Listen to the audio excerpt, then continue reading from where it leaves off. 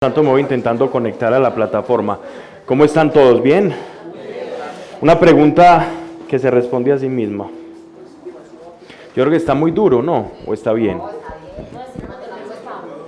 Donde sea Paula la que esté hablando, nos aturdimos.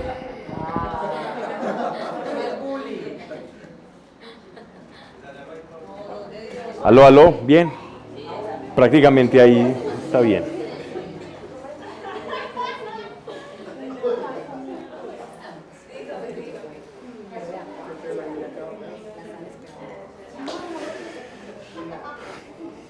Cinco, 4, 3, 2, 1. Ahora sí, buenas noches para todos. Qué bueno que estemos acá reunidos nuevamente.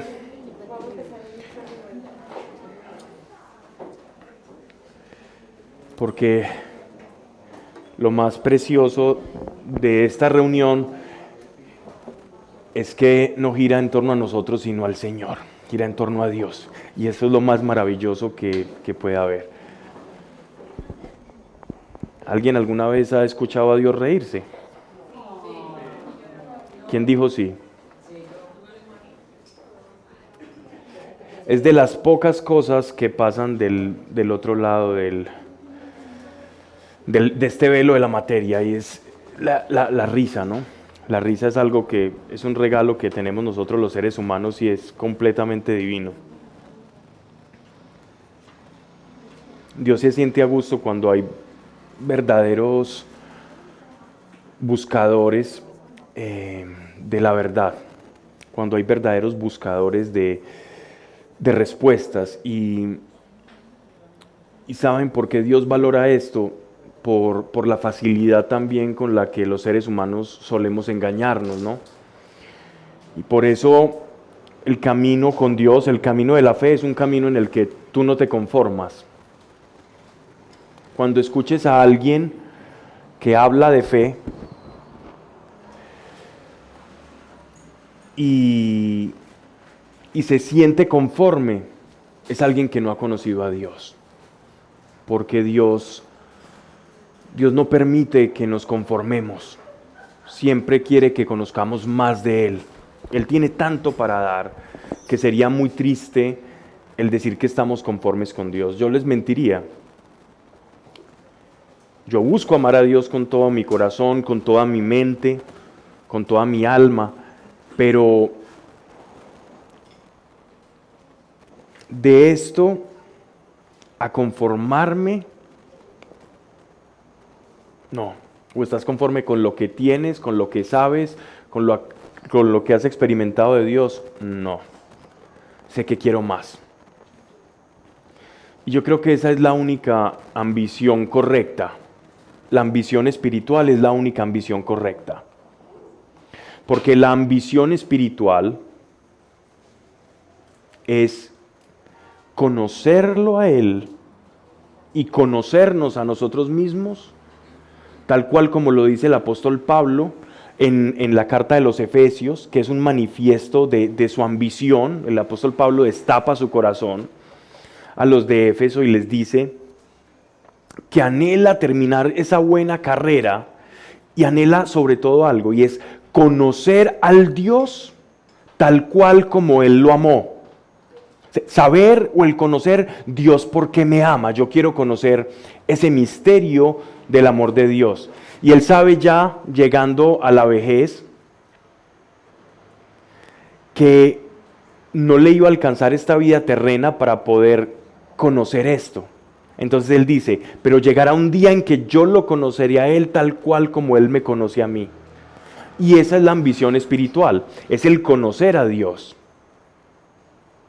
De suerte que en la medida en que vamos ambicionando espiritualmente, que no es más que la ambición de Dios, la ambición de tener más de Dios, te vas dando cuenta poco a poco en esa reciprocidad, de esa intimidad que vamos teniendo con Él, que te vas abriendo a los demás, te vas abriendo al prójimo, y el otro se vuelve también tu ambición. El poder servirle al otro hace parte de tu ambición. Y ahí es cuando entendemos el camino de nuestro Señor, que fue quien nos dejó a nosotros expedito el camino para encontrar la manifestación del Padre. Y en el lavatorio de los pies vemos la máxima expresión del acto que tuvo el Señor Dios mismo en la tierra, como una manifestación de Dios aquí en la tierra, morando entre los hombres, como lo dice el profeta Malaquías. Él viviendo entre nosotros, habitando entre nosotros y sirviéndonos.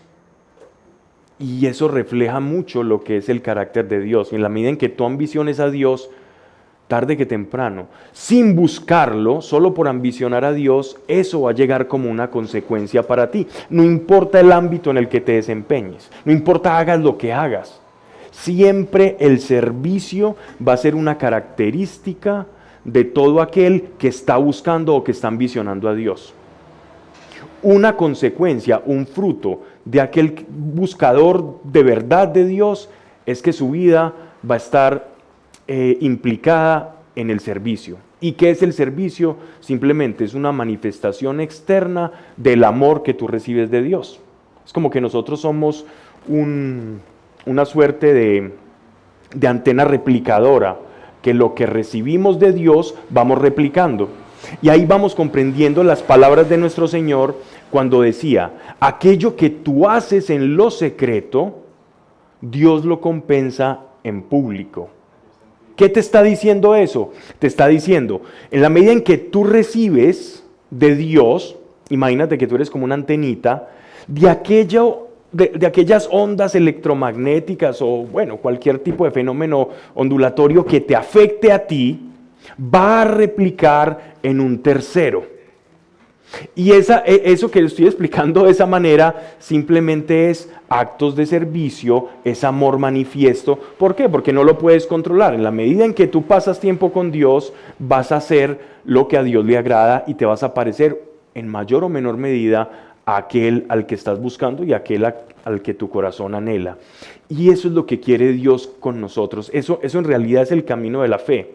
Es parecernos más a Él, es despojarnos de esa antigua naturaleza egoísta y poco a poco incorporar esa naturaleza que se le antoja al ser humano ya como perdida de Dios, que nos hace otra vez sentirnos como verdaderos hijos de Dios.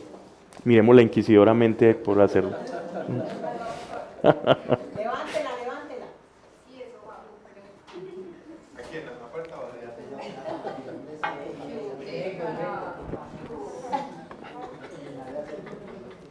De armas tomar.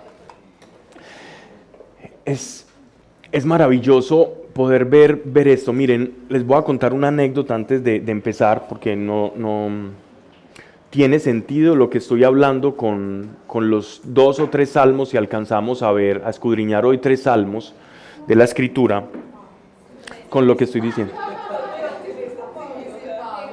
Me tengo fe. Bien, tiene relación con esto. Miren, estamos hablando hace aproximadamente unos 13 años, iba a dar como mi tercera charla en público. Yo estaba tan emocionado por poder como decirle a las personas, contarles que Dios era real, que Dios estaba vivo. Ahorita hablaba con alguien aquí precisamente que la fe, cuando tú tienes experiencia de Dios, uno incluso teníamos problemas para definir la fe. Cuando tú ya tienes una experiencia con Dios, tú dices, yo no tengo fe en que exista Dios porque yo ya tengo la certeza de Dios porque lo experimento. Entonces ya la palabra fe, para tener la certeza de la existencia de Dios, no entra en esa ecuación. Ya la fe la tengo para esperar las promesas de Dios, no para creer en que Dios exista. Esa no es mi tentación no es Dios, tú existes o no existes, no, ya es una certeza. Y entonces esa certeza cuando infla tu corazón, cuando estás inflamado de esa certeza porque lo has experimentado, tú quieres transmitirlo, como si estuvieses en un barco lleno de víveres, y hay un montón de náufragos allá en una isla, todos barbados, esperando como alguna embarcación por allá en la línea del horizonte, si aparece alguien que les pueda ayudar. Y yo me sentía como ese barco porque mucha gente diciendo que Dios no existe y yo experimentando eso decía, yo le tengo que contar a las personas, ya había tenido algunas oportunidades que alguien, un gran amigo me lanzó al agua en un hotel a contar mi experiencia con Dios o mi testimonio, pero esta vez ya era un auditorio de personas, era un colegio, era femenino, y durante esa semana yo recuerdo pasar todo el tiempo pidiéndole a Dios que estas chicas lo pudieran experimentar de la misma forma que yo lo había experimentado. Porque yo todavía era como muy, digámoslo así, como muy novato en las cosas de la fe, aún lo soy, pero si aún esa vez era aún más que lo que soy ahora. O sea, era un novato a la tercera potencia. Y le decía a Dios durante toda esa semana, me la pasé orando y hablando con Él, pidiéndole que por favor estas personas que me iban a escuchar en ese auditorio pudieran experimentarlo de la misma forma, porque yo no quería sentirme como dando una catequesis o evangelizando desde la razón, ¿ya? Como lo habían hecho conmigo cuando era niño, ¿no? Mira, tú tienes que creer esto, por eso y eso es así. Y sí, y pórtese bien, mijo, porque si se porta mal se va para un lugar que se llama infierno. Papá, mamá, pero yo no veo el infierno, yo no veo el cielo.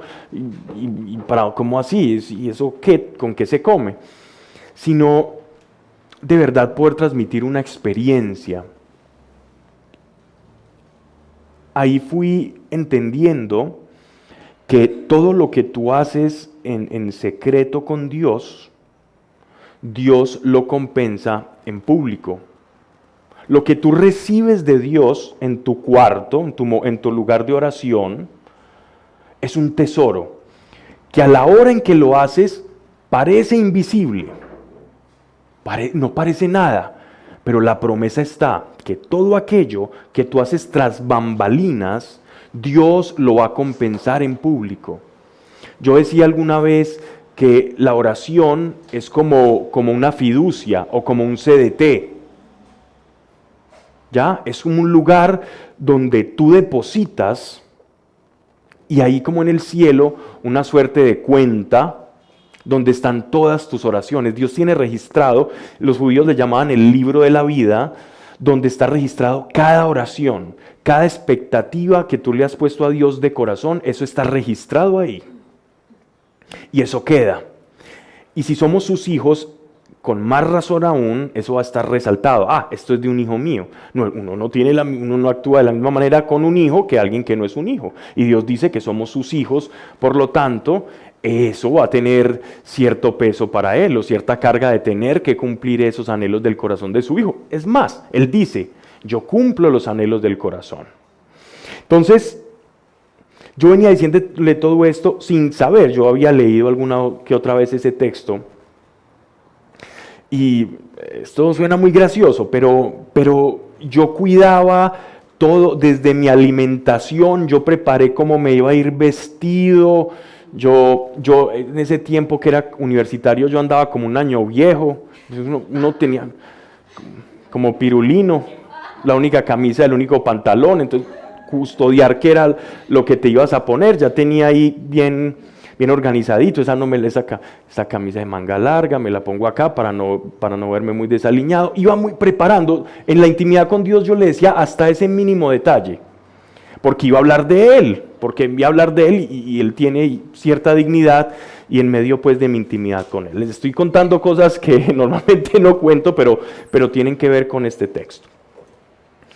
Se llega el lugar, me recoge una persona que me iba a llevar a dar esa charla. Les cuento que cuando yo me paro, en el auditorio, me habían reunido en ese colegio que era muy numeroso, todas las chicas de 10º y 11 de todos los grupos. Y cuando comienzo a contar mi historia de vida, no les miento, yo sentí que la atmósfera fue transformada por completo. Es decir, yo no me sabía solo en ese auditorio, no solo con las personas que me habían acompañado y me servían de transporte, sino que sabía que estaba acompañado. Y fue tan maravilloso porque la atención de todas estas chicas que me habían pues dicho antes que eran grupos muy difíciles, de mujeres revoltosas, pues fue todo lo contrario, completamente apacible, en una concentración muy, muy grande. Y cuando se da el momento de la oración, que es el momento más importante cuando íbamos a orar todos allí en este lugar, que fue lo más precioso, iba a orar por eso, eran como 300 chicas, ni siquiera tenía que hacer imposición de manos y la presencia de Dios que estaba allí las comenzaba a tocar. Unas chicas que nunca habían escuchado más allá de lo tradicional sobre el Espíritu Santo y sobre Dios. 200 chicas en el piso llorando, teniendo una experiencia del Dios vivo, y tú alcanzabas a escuchar, aunque era pues una cacofonía, no sabía qué estaba diciendo una, otra llorando, pero escuchabas que le pedían perdón a Dios por sus pecados.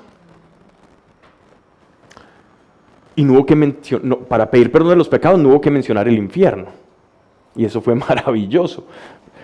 Estaban teniendo un arrepentimiento real porque había una presencia con la que estaban teniendo un encuentro. Y ahí fue donde Dios, por primera vez, y sigo aplicándolo y sigo actuando conforme a ello hasta la fecha, me habló de esto que les estoy diciendo, del lugar secreto. Él me dice, tú no generaste esto, porque soy yo el que hago todo, pero cuando hay alguien, o yo encuentro a alguien que se dispone, un corazón dispuesto, me abre la puerta para yo hacer mi voluntad, y mi voluntad es tocarlos a todos. Entonces yo estoy buscando puertas abiertas, y las puertas abiertas corresponde a nuestra voluntad. En la medida en que yo tenga la voluntad de ser puerta, de tener un corazón dispuesto, Dios me va a utilizar. Dios va a hacer su voluntad a través de mí. En este caso, él quería tocar a todas estas chicas y fue maravilloso. Tuvimos otras 2 charlas hasta que el capellán de dicho colegio no soportó y dijo, por favor, que no vuelva, porque le estaba dañando el chuzo. Digo, no es posible. No escuchen esas cosas tan raras. No, la gente no se cae, la gente no llora. Pero es precisamente por no conocer ese Dios real. Nos asusta, ¿por qué nos asusta la experiencia con Dios? Y eso es lo que nuestro corazón anhela. Nuestro corazón anhela la certeza de Dios, pero la certeza de Dios viene por la experiencia con Él. Un Dios vivo. Y Jesús pagó un precio muy alto para que nosotros tengamos esa experiencia con el Dios viviente. Y así nos ocurrió en numerosos lugares. Entonces ya sabía cómo era la fórmula. La fórmula era, vaya al lugar secreto y replique lo que usted recibe ahí, replique allí afuera. Fácil. ¿Tú eres alguien por eso? No, tú eres un replicador. Entonces nuestro trabajo es sencillo. Pero para poder ser puerta o instrumento de Dios, tenemos que tener un vacío, una necesidad de llenarnos con Dios. Porque si tú te sientes muy lleno, muy satisfecho, entonces luego ¿con qué vas a llenar aquello que solo puede llenar Dios? Y entonces ¿Él qué va a replicar? ¿Qué va a replicar Dios? Si estás lleno, Él te va a decir, Dios es tan precioso en esto, Dios. Si tú te dices, me siento bien, a un Dios sabiendo que te sientes mal, si tú te engañas a ti mismo, Dios dice, respeto tu libertad en que te engañas a ti mismo. A menos que tú le digas a Dios, Dios, no permitas que mi alma caiga en engaño. y escudriña mi corazón, que fue la oración del rey David.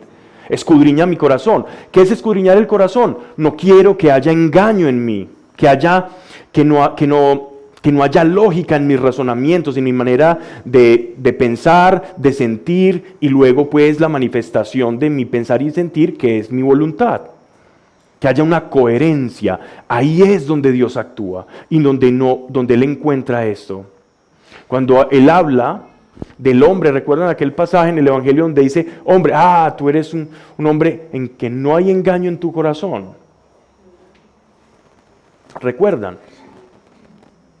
Era un hombre coherente, Bien, vamos entonces a invitar a Dios. Esto no sería ya secreto, pero lo vamos a hacer todos aquí en público y Él va a estar alegre, pero busquémoslo de verdad, de corazón. Llamemos a Dios de corazón. Dios es grande, Dios te quiere. Yo no sé por qué necesidad estés pasando ahora, pero conozco el poder de Dios, lo conozco, lo he visto, independientemente de por aquello que estés pasando, sé que hay poder en Él para transformar tu situación. Y sé que con aquellos que están pasando por el valle de aflicción, por quebranto, por dolor, por separación, por problemas físicos, neurológicos, he visto, no me lo han contado, lo he visto, cómo el amor de Dios, y cuando abrimos el corazón, Dios puede utilizar ese problema tuyo y darle vuelta y hacer que lo glorifiquemos por eso que está haciendo. Así que búscale para que no sea escuchar lo que otros te cuenten de Dios, sino que tu vida se vuelva la agenda de Dios. Que la agenda de Dios y la tuya se amalgamen, se hagan una, y tú te sientas navegando en ese propósito de Dios. Padre, gracias, Señor, por cada persona que has traído acá. Sé que hay necesidades, sé que hay dolores aún físicos, emocionales y de heridas del pasado. Padre, todos somos como una pequeña fractal, una porción de ese espíritu que tú infundiste en nosotros. Somos parte, tenemos tu esencia en nosotros. No permitas que esa esencia se estropee.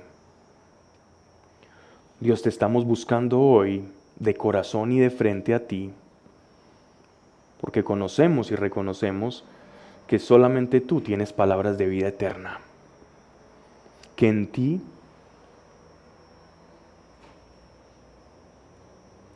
hay consuelo, hay propósito, hay sentido. Ven, Señor, a nuestra necesidad y conforme tus bienes en gloria, Dios,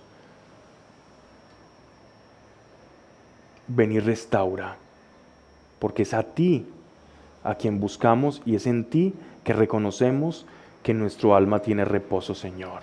Que no se diga aquí cosa alguna que no esté de acuerdo a tu voluntad. Si es así, primeramente calla y silencia a quien está hablando ahora.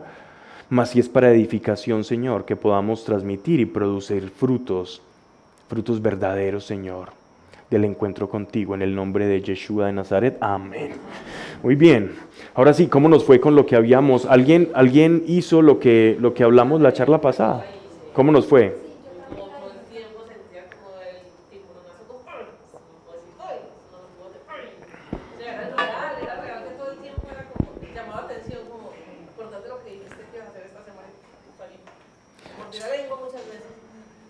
O sea, como un caballo con frenillo. Total, o sea, sí me sentí toda la semana. Perfecto. ¿Alguien quiere decir algo respecto a eso o no? Yo lo hice. Isa. Sí, yo hice el ejercicio del corazón contrito y ya decirle a Dios que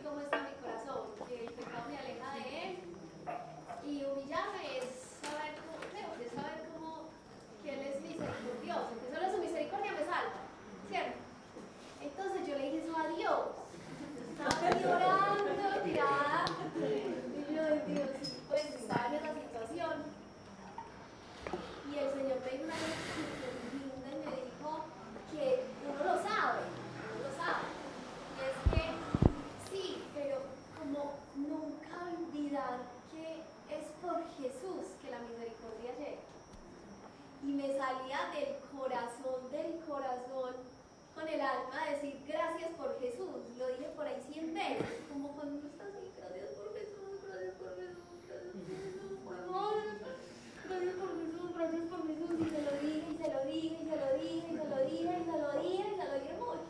Una experiencia que yo dije, la misericordia de Dios llega gracias a Jesús.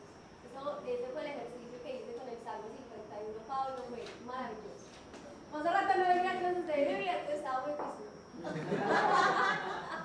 Sí, súper chévere. Muy bien. Gracias, Isa. Muy bien.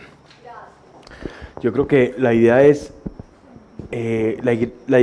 con esto que estamos haciendo con los salmos, es ver el poder que tienen los salmos.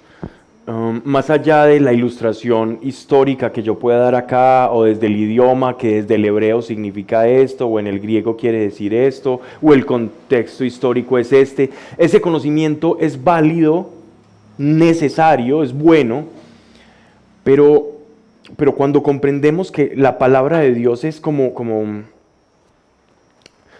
literalmente como Él nos dice, es vida, ¿no? Y que en la medida en que nosotros recibimos esa vida, nuestro espíritu, cuando está sintonizado con Él, recibe alimento de esa vida. No solo de pan vive el hombre, sino de toda palabra que sale de la boca de Dios. Cuando empezamos a experimentar esa vida, eso es lo que estaba hablando Isa.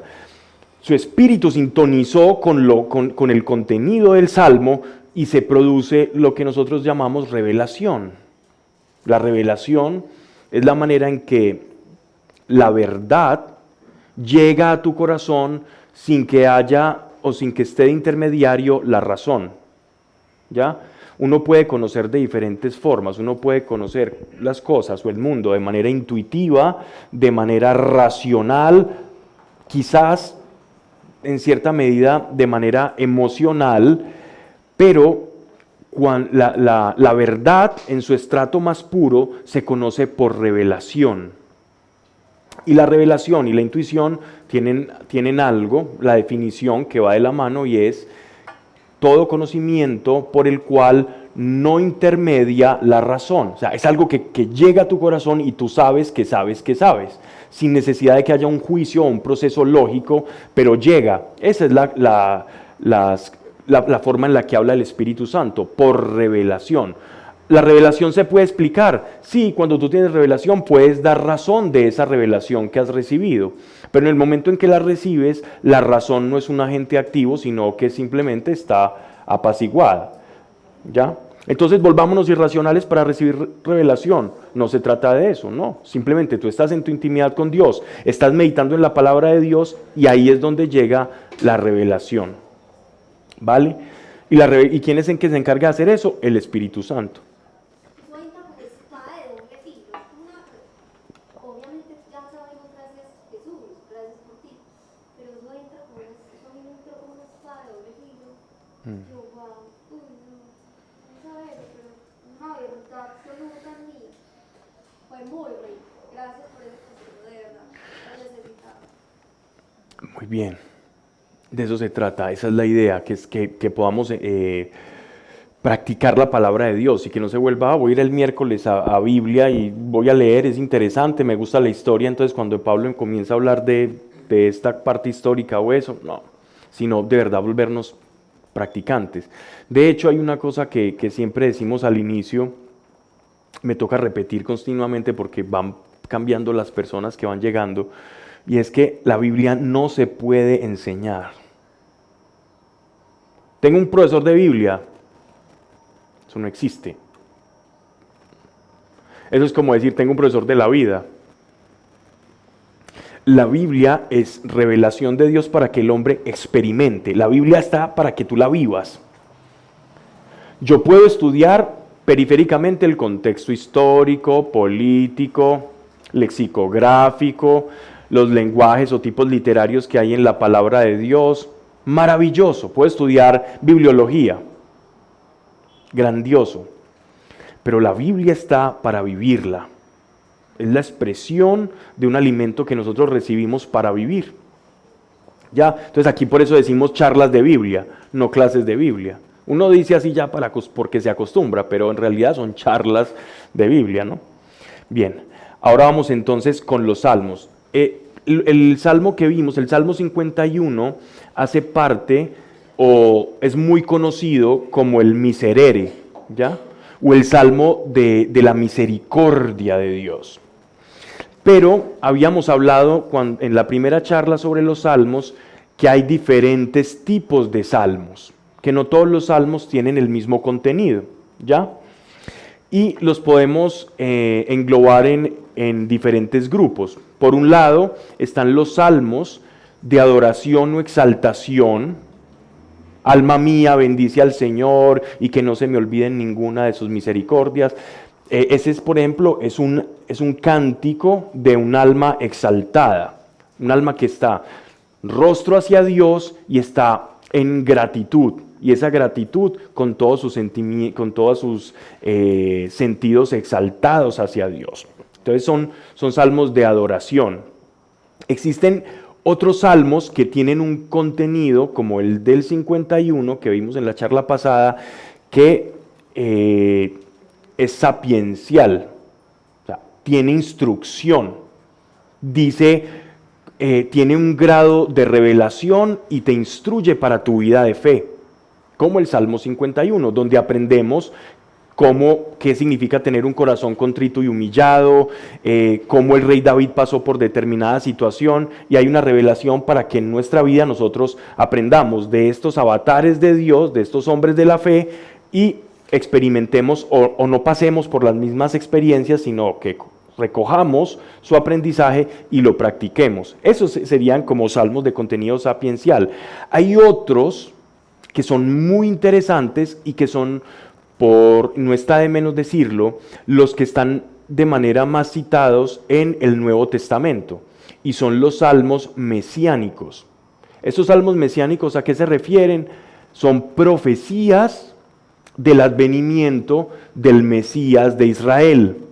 Y estos salmos mesiánicos son bien utilizados en el Nuevo Testamento, tanto en las cartas apostólicas como en los evangelios, donde se citan muchas veces, precisamente por la necesidad de aquellos que experimentaron a Cristo resucitado como Salvador y como Mesías, la necesidad de poder hacer apología o defensa de aquello que habían experimentado frente a las acusaciones de los judíos que todavía estaban esperando al Mesías.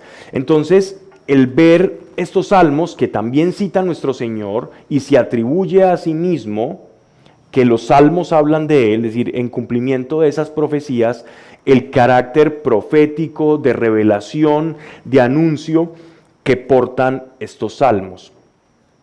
Y hay dos específicamente que están, hay tres en realidad que están encadenados, que son el Salmo 110, el Salmo 111 con el Salmo 2, que son salmos mesiánicos por excelencia y que vamos a escudriñar ahora. Vamos a tomar hoy salmos mesiánicos, la vez pasada tomamos un salmo de instrucción, después vamos a tomar uno como en relación a algo que también Geraldine nos había dicho la charla pasada, donde hay alguien que está pasando por una situación complicada y está hablando a Dios en manera de lamentación, porque hay salmos que también son lamentaciones, hay cánticos de lamentación también, y de ahí pues que hablamos de las quejas, ¿sí? Pablo, cuando hablas de cánticos, ¿es literalmente cánticos o es una... Literal, los salmos son cantos, todos los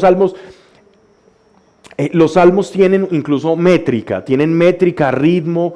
Para nosotros en la traducción o cuando se hace la transliteración o el cambio, la traducción del hebreo al griego, del griego pues a nosotros al castellano, miren que ya sufrió una mutación de tres lenguajes. A nosotros ya nos llega muy desordenado. No, llega como poesía. Pues si es lo que la poesía también tiene que tener rima. Claro. Es más difícil, aunque por ejemplo los gregorianos, por ejemplo, cantan salmos, los benedictinos cantan también los salmos, ellos intentan adaptar los salmos a una manera de cantar y a darle una métrica, pero es una métrica que dista mucho del original. Si yo los canto en hebreo, sí va a tener la métrica y la sonoridad que para el cual fueron concebidos. Y si tú te das cuenta, hay algo bien bonito, sobre todo en los tonos y los semitonos de la música de Oriente Próximo. Estamos hablando de toda la parte que es Asia Menor, Canaán, Jerusalén en ese tiempo, Babilonia, y que después recogen todos los pueblos árabes. Y es que tú ves, que también por esas migraciones de los pueblos árabes en la conquista de España, ellos estuvieron muy permeados de toda esa cultura, lo que llamaban los moros, ¿cierto? Por eso de ahí viene lo de moros en la costa y moros en la costa, claro, porque los españoles moros en la costa salgan corriendo porque vienen a conquistar. De ahí viene la expresión, no son los moros del Astor. No. Es porque ahí vienen los árabes a conquistar.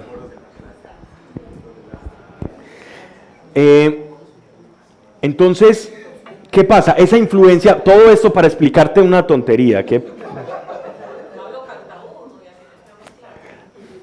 No quiero humillar aquí de pronto. La influencia de esa música, si tú ves por ejemplo en el flamenco cuando habla es como una voz como de llanto, hay como una bohemia, como una tristeza, ¿no? Uh-huh. Ellos tienen esos semitonos que son desarmónicos, como en el piano, la teclita negra.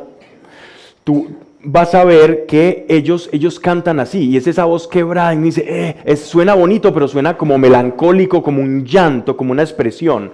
Los salmos en el original, muchos de los que son en lamentación, se escuchan literalmente como un lamento, un quejido desgarrador del alma hacia Dios. Cuando nosotros los traducimos al castellano, el salmo tiene una entonación más tranquila, entonces no capta del todo esa esencia.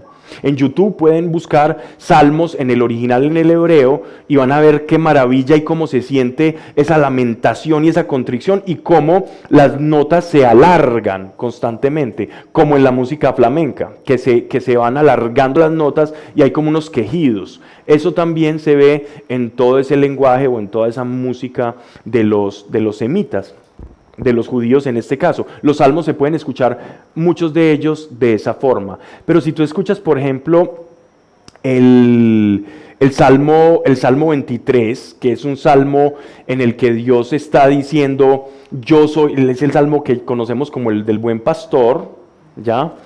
Es muy precioso, y la entonación en hebreo también es como como si fuera una persona que se está sintiendo tranquilo en los brazos del Señor. Entonces, esa es la magia de los salmos. Mira que tu pregunta fue pertinente, porque nos lleva digámoslo así, como a la confección de los salmos.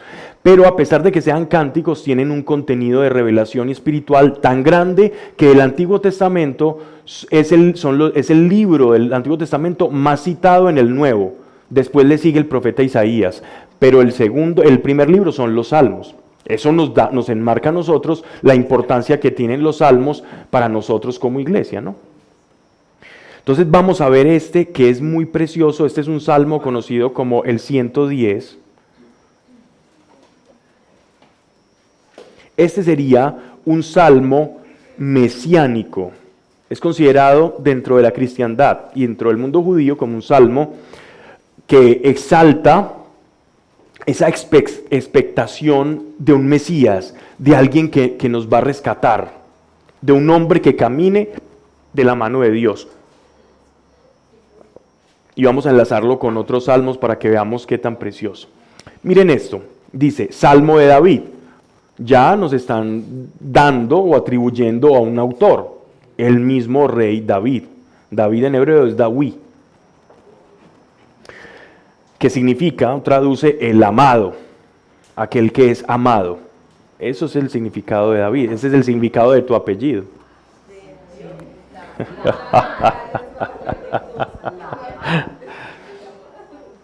Daví, Melech Daví, el rey David. Entonces, Salmo de David, del amado de Dios. Oráculo de Dios a mi Señor. Oráculo de Dios a mi Señor. Aquí este salmo en ese breve prefacio o introducción, nos están marcando que este salmo no es un salmo ordinario. Este salmo es un oráculo. En la Biblia, en su Antiguo Testamento, van a ver en las traducciones, por lo general en la mayoría, raro una que no lo diga. De pronto una nueva versión internacional, una Dios habla hoy, a veces matizan esto como para que al lector le sea más fácil leer esto en un viaje. Pero hay una diferencia entre palabra del Señor, cuando los profetas dicen palabra del Señor dada a, o oráculo del Señor, ¿cierto? Sí, ambas son profecía, ambas son palabra, pero se gestan o se desarrollan de una manera diferente, ¿cierto? El oráculo del Señor bien pudo haber sido un profeta o un sacerdote que estaba consultando a Dios por algo en el tabernáculo y recibió una instrucción o una palabra de Dios, ¿cierto? Y tuvo, entonces, o compartió esto con el rey David. Bien pudo haber sido del profeta Natán, no lo sabemos, que era contemporáneo al rey David. Pero el solo hecho de que diga oráculo de Dios a mi Señor, quiere decir que hubo una interacción de ese profeta con una autoridad más grande, que en este caso pues asumimos que es el rey David. Y esto le da un carácter muy fuerte a este salmo para que para que lo tengamos en consideración. Dice: siéntate a mi diestra en tanto que pongo a tus enemigos por escabel de tus pies. Esa frase no les recuerda, la han escuchado varias veces, me imagino, en el Nuevo Testamento, en donde la han escuchado. Díjole mi Señor a tu Señor, pondré tus enemigos. No entiendo, dice Jehová dijo a mi Señor. Jehová no es el Señor. Es otra forma de decir el oráculo. Sí, Señor. Otra traducción, tengamos esa, otra traducción. Oráculo de Yahvé a mi Señor. ¿Tú estás leyendo la Nácar Colunga o la de Jerusalén? Muy bien, la introducción es como esta. Dijo mi Señor a mi Señor. Uh-huh. Otra traducción, esa es una Reina Valera, la que estás leyendo tú. Recuerden que cuando escuchemos o cuando leamos Jehová o Yahvé o Yahweh, se están refiriendo a lo mismo, simplemente Jehová es simplemente unificar la palabra hebrea Adonai, que significa Señor en hebreo, con el tetragrama, que son las 4 letras consonantes que conforman el yo soy el que soy, que es el nombre que Dios le da a Moisés. Entonces, si yo tomo las vocales del nombre Adonai y las uno a esas 4 consonantes, conforman el nombre Jehová, ¿ya? Porque hay muchos escándalos. No, es de los testigos de Jehová. No tiene nada que ver con los testigos de Jehová. Entonces, otras Biblias dicen Yahvé, que es el mismo nombre, solo que no ponen las palabras de Adonai, sino que ponen las palabras de ser. Entonces queda Yahweh, suena como Yahweh. O sea, las palabras de yo soy el que seré, las vocales las introducen ahí en ese nombre. Así que no es para escandalizar, es que su Biblia dice Jehová, que la misma, otras dicen Dios, para que las personas no se pongan a pelear. Si la mía dice Jehová, la mía dice Yahvé. Es Dios, es simplemente Dios. Entonces, ¿qué pasa acá? Este salmo, dentro de la crítica textual, hablan de un profeta hablándole a Dios. Pero, y por eso hice la pregunta, en el Nuevo Testamento, exacto, nos dan el matiz, el mismo Nuevo Testamento nos da la revelación de este salmo, que es Dios hablándole a otro Señor. O sea, es Dios hablándole a otro, no el profeta, sino Dios hablándole a otro que tiene una dignidad como la de Dios. Dios diciéndole a otro Señor. ¿Cómo es esto? Si el Kyrios, que es en griego Señor, solo es uno. ¿Cómo Dios le habla hacia otro? ¿Quién también ostenta tanta dignidad? Y es por eso que esto se conoce como un salmo mesiánico. decir, un salmo que va a empezar a anunciarles al pueblo de Israel que va a haber un personaje dotado de una dignidad, de una autoridad y de una relación en cuanto a filiación con Dios como ninguno otro ha tenido desde la antigüedad hasta la fecha. O sea, ese mi Señor es Jesús. ¿sí? Ese es. Pero estamos hablando de una época en que apenas estaba anunciando proféticamente que vendría uno que ostentaría una dignidad. Y vamos a ver también más adelante cómo encontrar y saber qué es Jesús y lo importante de este salmo, ¿no?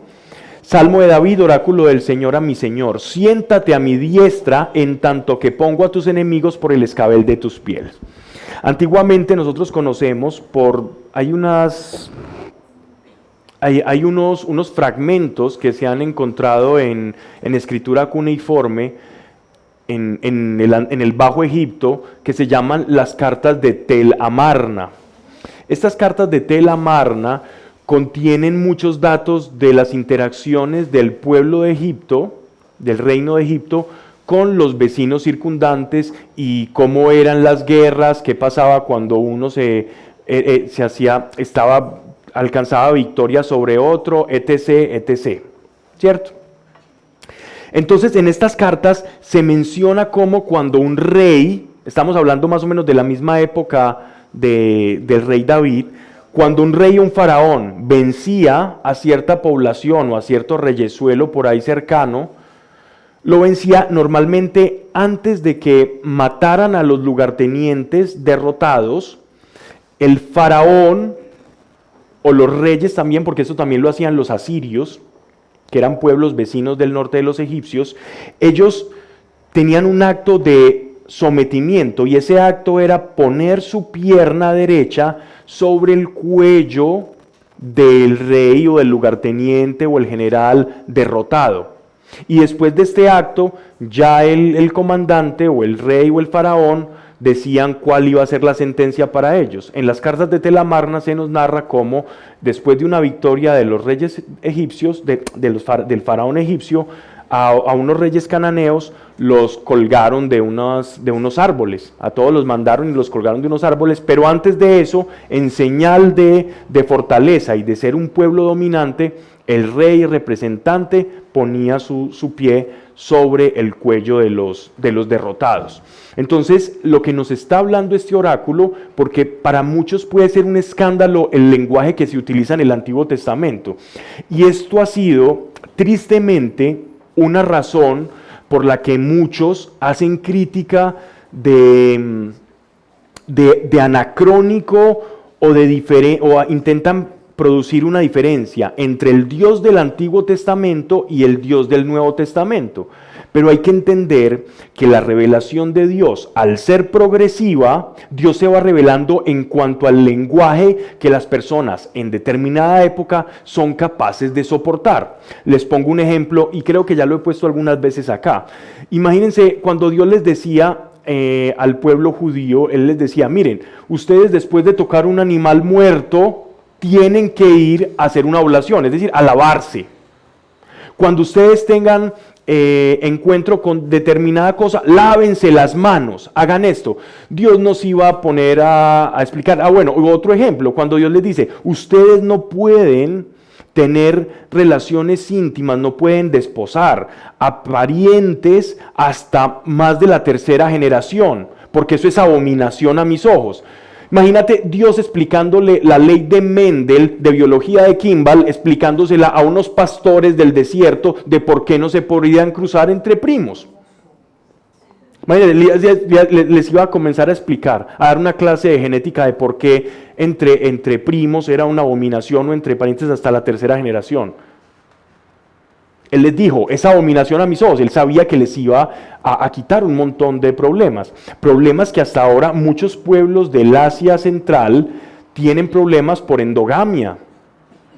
Endogamia, entiéndase, como estar cruzándose entre parientes muy cercanos y hay muchos problemas genéticos. Dios, sin explicarles genética a los judíos, ya les había dicho prohibido. Pablo, pero en el principio En el principio fue por una necesidad y Dios sabrá, y antes, cuando estamos hablando de después del diluvio, es que Dios les da esa orden. Antes del diluvio pasaron muchas cosas que en Génesis ya hablaremos porque yo sé que se nos incendia el rancho cuando empecemos a tocar Génesis.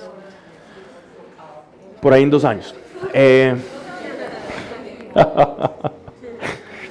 Bien, entonces, todo esto para decir que la palabra de Dios, la revelación, es progresiva y a cada lenguaje. Ellos entendían este lenguaje. Si Dios les habla de siéntate a mi diestra en tanto que ponga a tus enemigos por escabel de tus pies, es el lenguaje que ellos comprendían de un Dios que los cuidaba y que un Dios que le iba a dar la victoria al que estaba con él.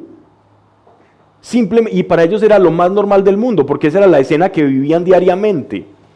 ¿Ya? Ahora Dios a alguien le puede dar una revelación en términos de lo que entendamos ahora. Por eso Jesús habla un lenguaje muy diferente, porque cuando se fue, el ser humano fue encontrando una revelación que por medio del pueblo judío se fue dando, llegó un momento en que el corazón de ese pueblo ya estaba preparado para escuchar las palabras del Mesías. Y ahí es donde se da el Sermón del Monte. Ya el pueblo estaba preparado, eso lo dice el profeta Malaquías. Dios los va a visitar, preparen las sendas, las veredas del Señor. Preparar las sendas, las veredas del Señor y los caminos es preparar el corazón para que cuando llegue el Mesías, ustedes escuchen y entiendan su lenguaje y no les parezca escandaloso, pero muchos sí se escandalizaron con el lenguaje de Jesús. ¿Quiénes se escandalizaron con el lenguaje de Jesús? Aquellos que en realidad no prepararon su corazón o su corazón no estaba preparado para escuchar su mensaje. Miren, Dios los ama. Pedro ni siquiera estaba preparado del todo. Cuando Jesús iba a lavar los pies de Pedro, Pedro dijo, no Señor, no estaba preparado. Y Jesús le dijo, bueno, entonces no tendrás parte conmigo. Ay no Señor, báñeme todo. Porque ya estaba preparado su corazón. Entonces eso es lo que hace el Señor con nosotros, nos va preparando.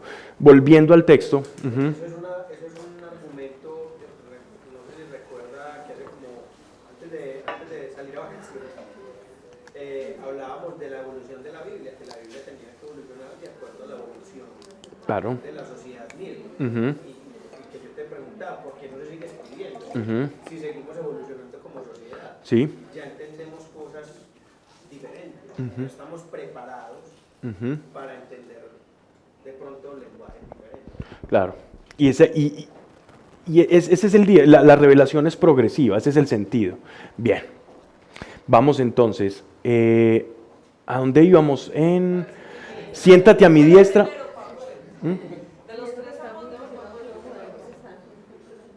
Siéntate a mi diestra en tanto que ponga a tus enemigos por escabel de tus pies. Extenderá Dios, eso es lenguaje ambiental, o sea, es lenguaje de la época, comprensible para la época. Extenderá Yahweh, Dios, Jehová, desde Sión tu poderoso cetro. Se está refiriendo a una persona. Tu poderoso cetro, que él está diciendo, usted es un rey, está refiriéndose a un rey. Domina en medio de tus enemigos.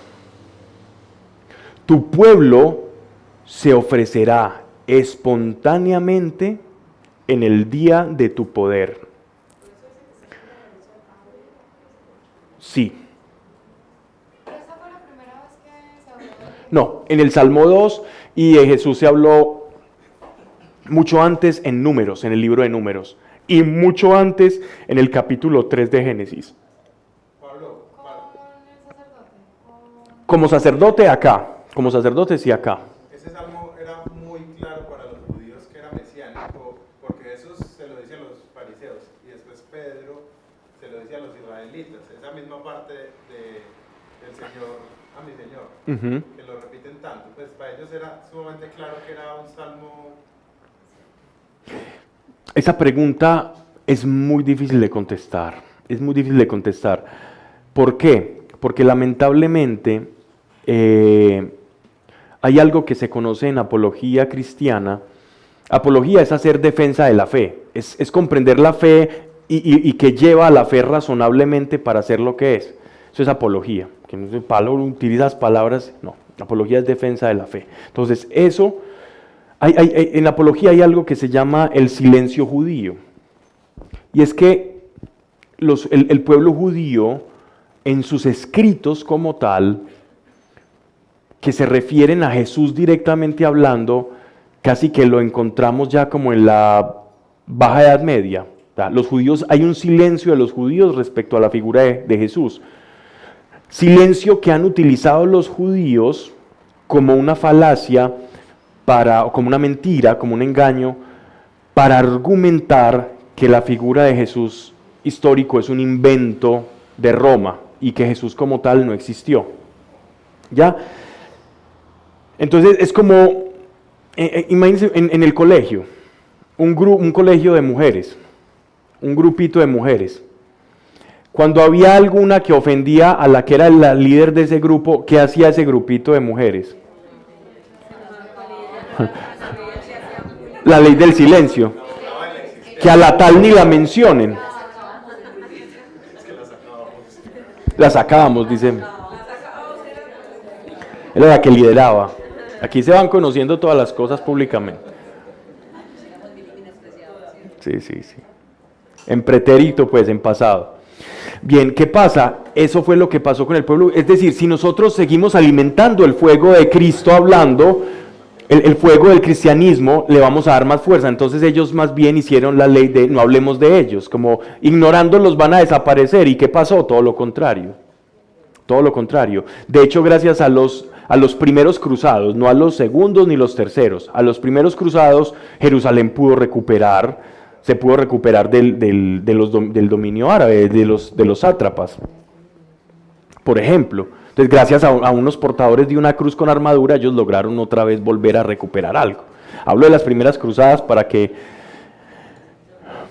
no pensemos más allá. Entonces, sigamos. Dice, extenderá Dios desde Sión tu poderoso cetro, domina en medio de tus enemigos. Tu pueblo se ofrecerá espontáneamente en el día de tu poder, sobre los montes sagrados será para ti como rocío del seno de la aurora de tu juventud. ¿Qué quiere decir? Va a ser un varón nacido de la casa de Israel y va a tener una dignidad de rey, porque va a tener un cetro, autoridad, poder y dominio. Ahora se viene lo más fuerte de este pasaje. Eso en la realidad fue simbólico. Porque en la realidad, pues, si bien él desciende de David, pues él no tuvo, pues, como un reinado literal. Sí y no. ¿Por qué digo sí y no? Porque lo que estás diciendo es cierto, pero ocurre algo. Jesús o el Mesías tiene dos fases. La primera fase es como siervo, o sea, el siervo doliente. La segunda fase es como rey, que es cuando, en lo que nosotros llamamos en Apocalipsis ya la resurrección de los muertos. Ahí ese reinado material, no simbólico, que para nosotros es nuestro rey, nuestro Señor, va a ser material, pero va a ser en el final de los tiempos. O sea, sí, no, porque ahora no, pero sí va a ser así, sí va a ser material. Es material en la segunda venida. Sí, correcto. Por ahora espiritual. Por ahora es espiritual. Y dice, y toda rodilla se doblará. O sea, toda rodilla se doblará, todos vamos a reconocer, tú eres el Señor. Incluso los que no creían, los que lo escupían, los que blasfemaban de su nombre van a decir, ante la evidencia, lo siento. Pero en ese momento ya será demasiado tarde para ellos. Digo demasiado tarde en cuanto ya fue juzgado su caso. Y el caso de nosotros es juzgado por la sangre de Cristo. O por nuestras obras también. Pero generalmente nuestras obras distan mucho de Cristo. O sea, el que pretende salvarse por las obras es como el que cree que la selección, bueno.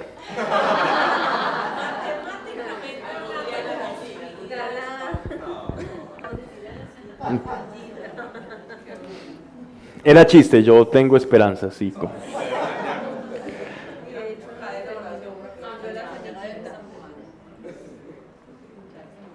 Miren esto tan bonito. Ha jurado Dios y no se arrepentirá. En la Escritura, pocas veces vamos a encontrar un juramento de Dios. ¿Qué es un juramento? Visto desde la perspectiva antigua, un juramento es donde se juega mi nombre. Ya un juramento es cualquier cosa. Ya un juramento, no, yo juro que no fui, yo juro que no fui, yo te juro que no. La novia al novio, yo no fui, ese era otro. Era un primo hermano, yo tengo un hermano gemelo, nunca le dije. Eso, generalmente, el juramento, desde la perspectiva antigua, el que juraba, y ahí viene la palabra perjurar, es irse en contra de tu propio juramento. El juramento para aquel que juraba en la época de Abraham, hasta los judíos contemporáneos, ellos dicen, cuando yo juro algo, por eso no juraréis por nada, ni en esta tierra ni nada, porque cuando yo juro estoy dejando una parte de mí, o estoy como dejando en prenda mi identidad, dejo como garantía lo que yo soy de que esto va a ocurrir. Entonces, cuando alguien del pasado juraba o perjuraba, es decir, juraba erróneamente o utilizaba el juramento para ganar algo, para darse credibilidad, él sabía que al jurar estaba dejando una parte casi que de su naturaleza, de su esencia. Y los juramentos en la antigüedad se hacían de diferentes formas, por lo menos en términos bíblicos. Uno era matar un animal y partirlo por la mitad, que eso lo vemos, por ejemplo, en Génesis, cuando Abraham parte un animal y dice, esta parte natural, la esencia de ese animal, con esto yo me comprometo a esto y usted se compromete a esto, era como una señal. Otra señal que siguió después de esa del animal, porque no se siguieron matando animales para jurar, eso fue cambiando. Otra señal entre varones era muy fuerte. No. Ellos cuando hacían un pacto o un juramento, se tomaban sus genitales y se apretaban. Uno con la mano en el otro y el otro. Era una forma de los juramentos, como diciendo, este juramento, si usted no lo cumple, va a afectar toda su descendencia.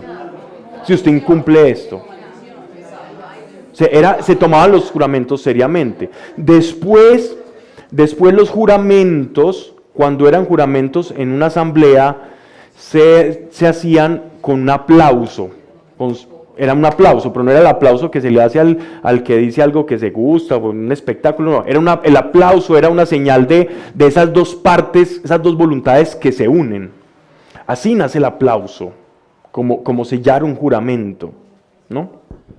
Entonces, miren lo fuerte que es esto. Yo les hago ese preámbulo histórico de las costumbres judías para que nos adentremos en su propio espacio y comprendamos cuando Dios dice, ha jurado Dios y no se arrepentirá. O sea, Él les está diciendo, Dios jurando, esto es que es algo fuerte lo que se viene, ¿no? Y no se arrepentirá. Esta palabra arrepentirse, no es, alguien me preguntó hace no sé si fue hace 8 días que si Dios se arrepentía, ¿no? Pero esta palabra en hebreo es como volverse atrás. El hebreo es un idioma muy precario y arcaico. ¿Qué quiere decir esto? Que no goza de las mismas expresiones que el castellano y del griego. Es un lenguaje muy limitado, como el lenguaje de los piel roja, pues. Yo, llamarme, Juan, es algo muy limitado. Y entonces la palabra arrepentirse es Dios no se volverá atrás en esto, es como una palabra de afirmación. O cuando leemos en Génesis que Dios se arrepintió de crear al hombre. Un Dios perfecto no se arrepiente. Entonces, para nosotros traducir esa palabra, arrepentimiento de Dios, porque en Él no hay arrepentimiento, porque luego muchas personas al leer eso pensaban eso. Entonces los profetas dicen, Dios, en Él no hay arrepentimiento. Dios no es hombre para pecar ni para arrepentirse, ni hijo de hombre para arrepentirse. Para que no interpretáramos esas expresiones antiguas como que Dios se arrepentía, como, ay, voy a hacer al hombre, no, me quedó muy mal hecho, es muy pecaminoso, estoy arrepentido. Y va y codea al Espíritu Santo y le dice, ¿qué hacemos ya? ¿Un diluvio? ¿Qué? Esa expresión Esa expresión arrepentimiento, si vamos a traducciones modernas, vamos a leer: a Dios le pesó en el corazón crear al hombre. Es decir, fue un dolor, el pecado del hombre es un dolor para el corazón de Dios, ¿ya? Pero en ese idioma arcaico no tenían la palabra el dolor, no hay.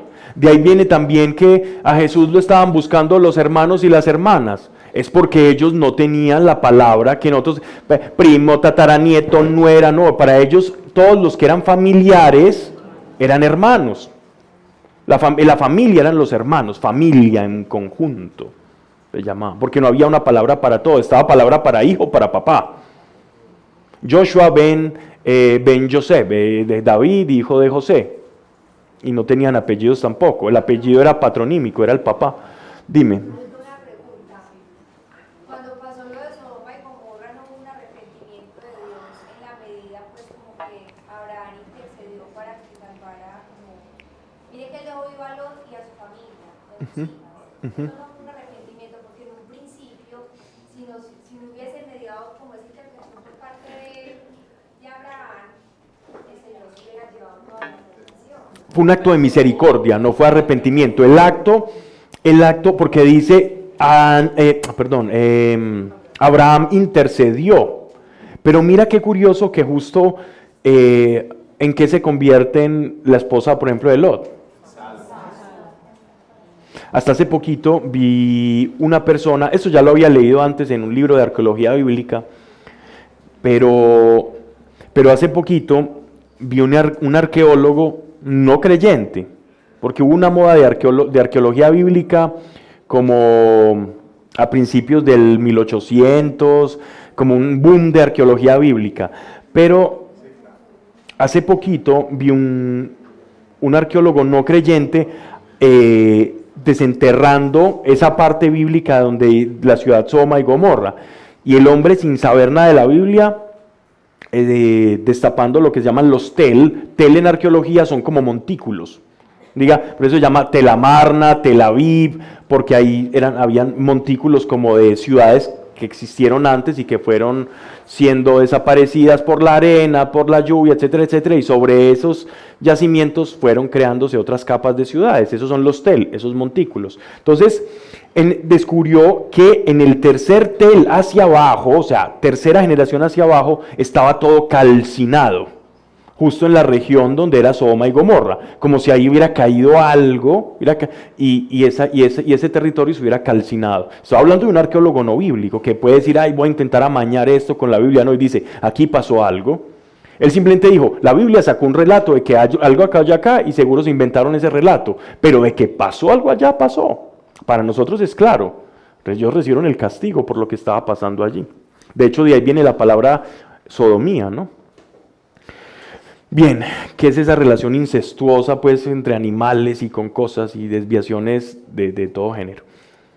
Dice, ha jurado Dios y no se arrepentirá, tú eres sacerdote para siempre, según el orden de Melquisedec, o Melquisedec. Expresión misteriosa, impactante, y que precisamente hace uso el autor de la carta de los Hebreos en el Nuevo Testamento. Vamos a ver que el autor de Hebreos, para defender el sacerdocio de Jesucristo, que Jesús es sacerdote, utiliza y se vale de este salmo para introducir a Jesús como rey y como sacerdote. Pero entonces, para que escudriñemos esto, que este tema es súper interesante, vamos a ver quién es Melquisedec. Estamos por allá en Génesis capítulo 5 y 6, en el que, para que no nos vayamos a leer todo eso ahora, Abraham es llamado por Dios de Ur de los Caldeos, y él va a ocupar una tierra que se llama Canaán, que es donde ahora está el actual Israel, el Israel moderno, un poco más pequeño, porque también está, todo el conflicto allá. Hay parte de Siria, hay también parte de lo que es Palestina, etc., etc. Va Abraham a ese lugar y no lo encuentra vacío, eso está ocupado. Hay numerosas poblaciones allá. Entre ellos estaba la ciudad de Jerusalén. Jerusalén no fue fundada por los judíos. Jerusalén era una ciudad que ya existía. Y también existía Jericó. Jericó ya existía. Jericó no era una ciudad de los israelitas. Jericó era una ciudad cananea, al igual que Jerusalén y otras más. Entonces, cuando Abraham llega a Canaán, resulta que le toca enfrentarse, él iba con toda su parentela, con todos sus chivos, sus rebaños, sus cosas, sus suegras, sus familiares, y le toca enfrentarse a esos reyes que están viendo que su territorio está ocupado. Además dicen que su esposa Sarai era muy bonita y también lo metía en aprietos, porque cada vez que la veía un reyesuelo de esos, la quería como esposa. Decía, esa mujer está muy bonita, venga, entonces ¿cómo cuadramos? Y a él le tocaba decir que era la hermana por ciertos vínculos o ciertas leyes que tenían allá en Egipto. Entonces a él le tocaba decir eso. Pero Abraham dijo mentiras. Ya después, cuando estemos viendo Génesis, vemos ese texto. Y habrá dicho muchas, y bueno, en fin. Y el rey David mandó a matar a Urías, elitita. Y eso nos da a nosotros esperanza. Si estos hacían estas cosas, bueno, yo que soy como un poquito más relajado que el rey David, bueno, tengo esperanzas de tener una relación con Dios como el rey David la tenía. A mí eso me llena de esperanzas por lo menos. Ver las calamidades de Pedro, ver cuando Tomás quería introducir el dedo en la llaga de Cristo para creer y que no fuera un fantasma, una aparición. A mí eso me maravilla. Yo digo, bueno, si ellos eran así, Dios, ya me siento normal. Y así se quita uno, desidealiza las figuras que caminan con Dios y las baja a la tierra y dice, son como yo, entonces yo tengo esperanzas también. Y eso es maravilloso. Del Evangelio eso es maravilloso. Bueno, entonces dice que Abraham se enfrenta a unos reyes, pero cuando llega a Jerusalén, en Jerusalén había un rey. Melquisedec, es una palabra que es aramea, que está compuesta de dos. De Melech en hebreo es rey, y Sadoc, que es como santidad, ¿cierto? Entonces Melech, Sadoc, o paz también. Entonces se puede entender como el rey portador de la santidad o portador de la paz. Así se llamaba el rey de Jerusalén en esa época. Estamos hablando de época de Abraham. Y Abraham, dice en la escritura, dice en Génesis, que Abraham reconoce que Melquisedec era sacerdote del Dios Altísimo. Sabemos que Abraham es una de las figuras más importantes dentro del judeocristianismo. Los judíos llaman mi padre Abraham. En el judío ladino, que es esos judíos que migraron a España y crearon un lenguaje que se llama el ladino. Todavía hay canciones en ladino muy bonitas. Hay una canción que se llama Abraham Avinu, y ellos le cantan a Abraham como su padre, es decir, como es una figura completamente importante. Abraham, Moisés e Israel, o sea, Jacob, Moisés y Abraham son las figuras más predominantes de todo el Antiguo Testamento, incluso más que los profetas. Por eso en el Nuevo Testamento vemos que ellos dicen, nosotros somos de nuestro padre Abraham. ¿Pero eso es veneración o idolatría? Es veneración. En los judíos es muy claro que es veneración. Ellos sí la tienen muy clara en eso. Entonces para ellos eran hijos de Abraham. Nosotros somos la descendencia de Abraham y guardamos la promesa. Nosotros somos todas esas estrellas que Dios les dijo. Y yo haré tu descendencia como todas esas estrellas que tú ves en el firmamento. Nosotros somos, cada uno es una de esas estrellas. Vea, yo soy la Osa Mayor, yo soy de las Pléyades. Cada uno es una estrella, pero proviene del mismo tronco común que es Abraham. ¿Qué ocurre con todo esto? Que Abraham, siendo la figura que es, reconoce a Melquisedec como sacerdote del Dios Altísimo, o sea, como el sacerdote del Shaddai. Abraham le llamaba a su Dios, al Dios que le habló y lo sacó de Ur de los Caldeos, bueno, no era Babilonia en ese tiempo, de Sumeria, lo saca de allá, y él le decía, ¿qué Dios me habló? El Altísimo, el Shaddai, el Dios de las alturas. Y reconoce que ese mismo Dios del cual es sacerdote Melquisedec es el Dios de él, el Dios que lo llamó. O sea, está reconociendo, Abraham siendo lo que es, que hay alguien superior que se llama Melquisedec. ¿Y saben qué hace Abraham en ese momento? Dato curioso. Abraham le da los diezmos, o sea, el 10% de lo que él tenía entre cosas, chivos, ovejas, etcétera, etcétera, se los da a Melquisedec. Y cuando se los da a Melquisedec, en una reunión que estaban teniendo, este señor, el cual Abraham mismo reconoce como sacerdote del Dios Altísimo, toma pan y toma vino, y ahí ya se nos empieza a volar la cabeza, toma pan y toma vino y lo parte con Abraham.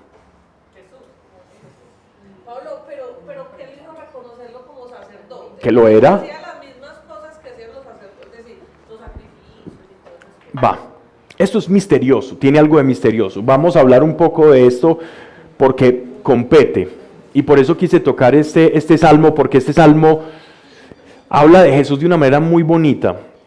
Entonces miren que los reyes de ese tiempo, los reyes cananeos, fungían como reyes y como sacerdotes simultáneamente.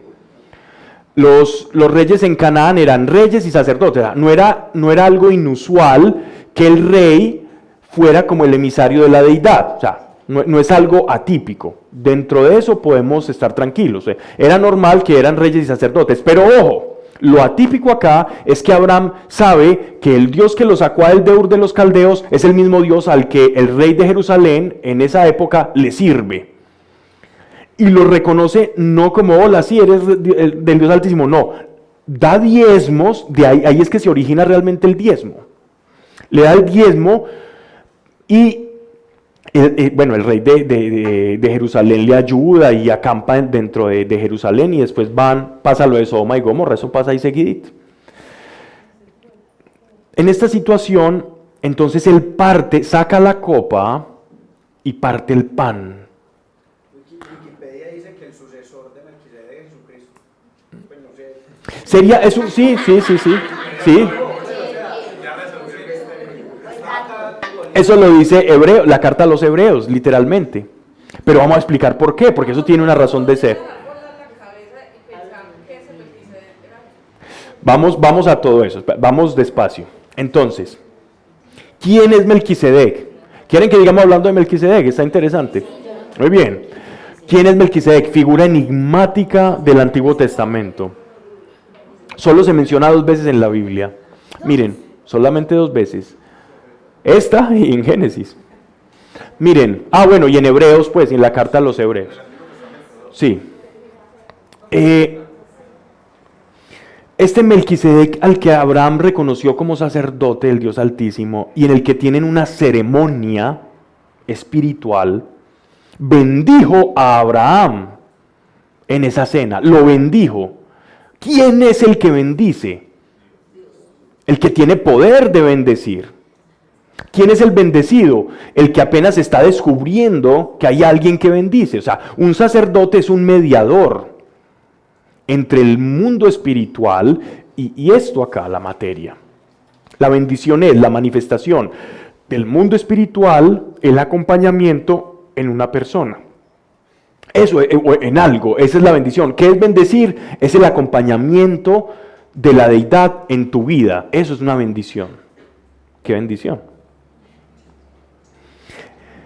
Entonces, no solamente diezmos, no solamente tuvieron un acto litúrgico como la partición del pan y el vino, sino que Él los bendice. Frente a esta figura enigmática han surgido diferentes propuestas. Y otra cosa, no dice en su nombre, sino en nombre del Dios Altísimo. Porque es sacerdote. Correcto. Claro, ahí está otra vez, ahí está la, como diría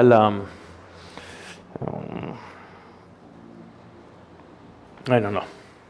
Bien, es algo de la dialéctica hegeliana. Bueno,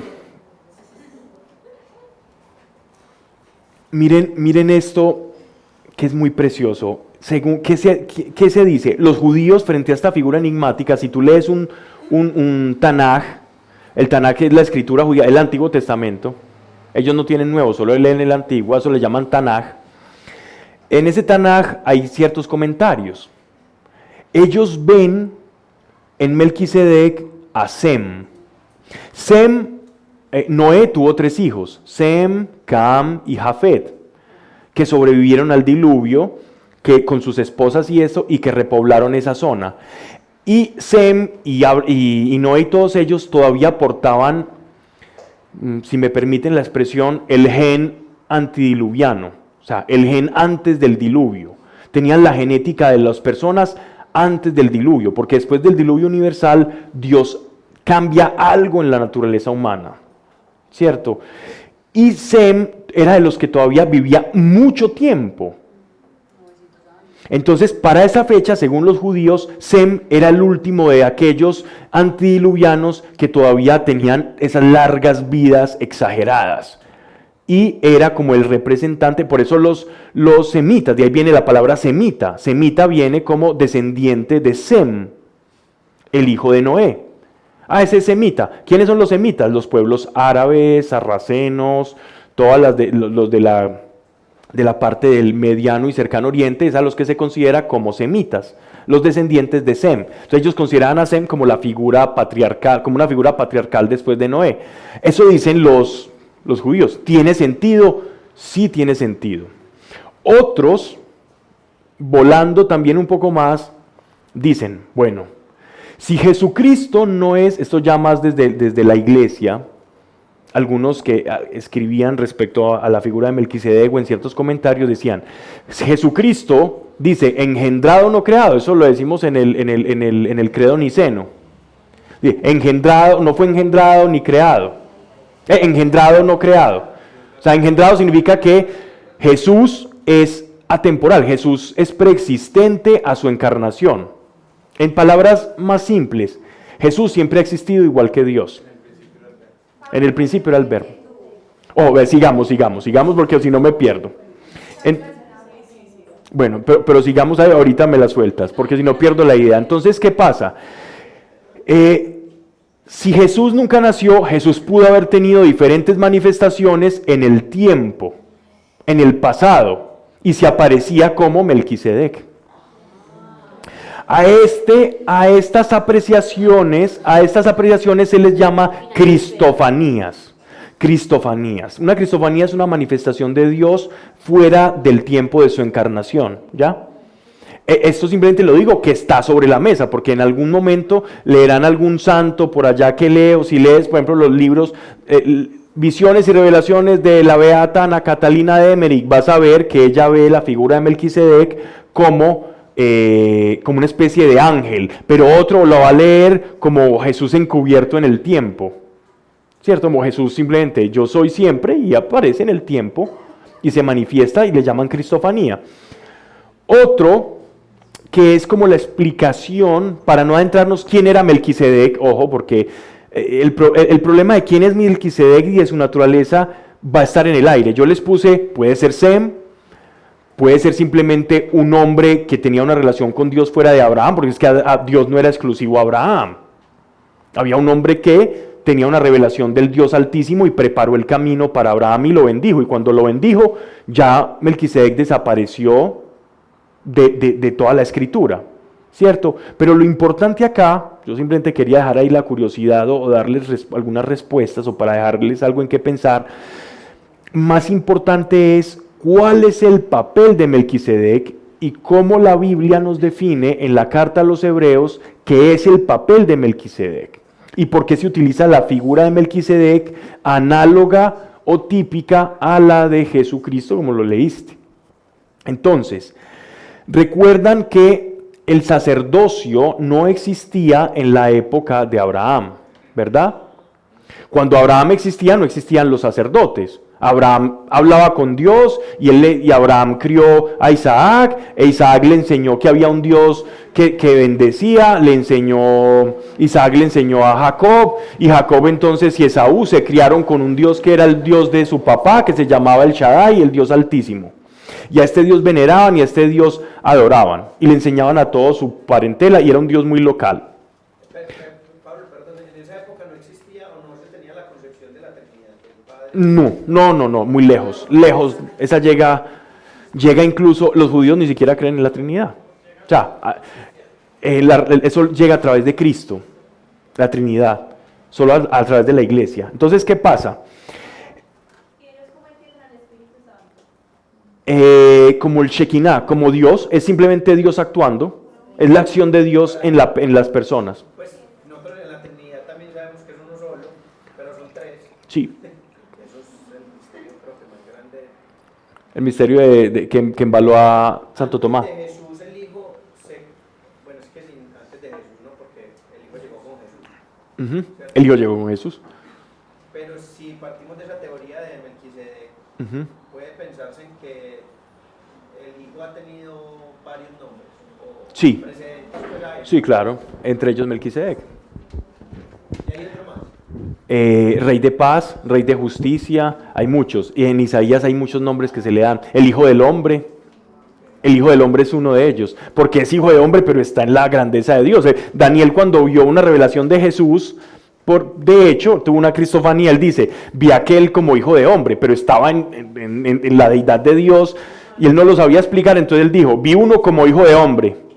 Y por eso Jesús decía, yo soy el Hijo del Hombre. O sea, aquel que vio a Daniel. Él mismo se atribuía a esto. Bien, y los judíos ven el Espíritu Santo como el Ruach HaKadosh, que es la manifestación de Dios en la materia, simplemente como eso. Ruach es espíritu, es hálito, es aliento, es soplo. Y Ha es el, Kadosh es santo, el Espíritu Santo. Bien.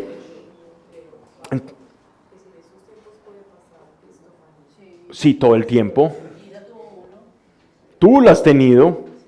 Tú. Por eso estás acá. Todos estamos acá por una cristofanía. Fue porque Jesús se reveló a nuestro corazón. Todos. Eso es una cristofanía. Ya que lo vi las llagas y todo eso, digámoslo así, es otro tipo de cosa, pero todos estamos acá por una cristofanía. Bendito sea el Señor. Bueno, entonces, Melquisedec, ¿por qué es importante? Porque no existía el sacerdocio en ese tiempo. ¿Cuándo se constituye el sacerdocio? Con las 12 tribus de Israel, con Moisés, en una de las tribus es la tribu de Leví, y ahí es que se instaura el sacerdocio en Israel. Pero en la época de Abraham, pero porque dicen, no. Pero acá dicen que Melquisedec un notable sumo sacerdote. ¿Pero de qué orden? Si no existían los sacerdotes en ese tiempo. Pues no sé, eso lo dice Wikipedia. Bueno, Wikipedia tiene sus... Ok. ¿Qué pasa? Sí, es notable sacerdote, porque tan fue notable que el mismo Abraham lo notó. Sin embargo, hay algo que pasa con Melquisedec, que es sacerdote del Dios Altísimo. O sea, no es de una orden del Shaddai, es Dios y Melquisedec. O sea, él no era el presbítero y después había un obispo y después había un sumo sacerdote. No, él era el que era. Él era el sumo sacerdote, era un intermediario entre Dios y los hombres. Eso es lo que están diciendo ahí. Jesús, sí, Señor. Entonces, miren lo importante de esto, porque si nos dan una revelación de que hay un sacerdocio previo al sacerdocio que los judíos defienden hasta la fecha, que es el sacerdocio levítico, a Jesucristo muchas veces se le decía, oiga, y si usted es descendiente del rey David, ¿usted por qué es sacerdote? Si usted es descendiente del rey David, usted será rey, pero sacerdote no. Los sacerdotes solo son los levitas. Entonces, ¿qué dice el apóstol Pablo, que es el presunto autor de la carta a los hebreos? Dice, ojo señores judíos, ustedes me están diciendo a mí que Jesús no puede ser el sacerdote de la iglesia porque no es del levita, pero ojo, mucho cuidado, porque de la misma forma que Abraham reconoció a Melquisedec como sacerdote del Dios Altísimo, no por linaje de hombres, no por herencia, no por sucesión, sino porque Dios mismo lo comisionó, de la misma forma es Jesús sacerdote de la orden de Melquisedec. O sea, no depende de hombre, de carne o sangre o de herencia, sino de Dios mismo que lo constituyó como tal, así como Melquisedec. Así que todo argumento judío que en ese tiempo demeritaba el sacerdocio espiritual de Cristo, ante el argumento de que Abraham mismo, como padre de los sacerdotes, había reconocido a Melquisedec como sumo sacerdote, le dice, pues asimismo nosotros reconocemos a Jesús como sumo sacerdote, no por mediación humana, por herencia, sino de la misma orden de Melquisedec. ¿Ya? Entonces eso es lo importante de este pasaje. Entonces leamos. El Señor dice, tú eres sacerdote para siempre según el orden de Melquisedec. ¿Y cuál es el orden de Melquisedec? Que proviene directamente de Dios.